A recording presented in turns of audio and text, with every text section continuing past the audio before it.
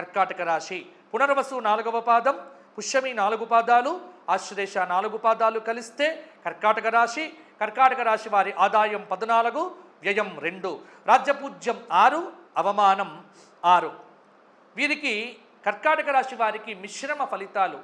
అయితే గురుబలం అనేటువంటిది పెరుగుతోంది కాబట్టి ఇబ్బంది లేదు. కొంచెం ఇష్టం, కొంచెం కష్టం, కొంచెం పర్వాలేదు అన్నట్టుగా ఈ సంవత్సరం కొనసాగుతుంది. మిశ్రమ ఫలితాలు ఉన్నాయి.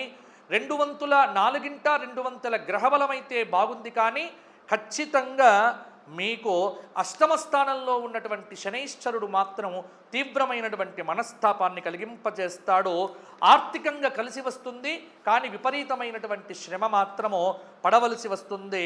అదృష్టయోగం అనేటువంటిది 50% మాత్రమే ఉంది. దైవారాధన చెయ్యండి.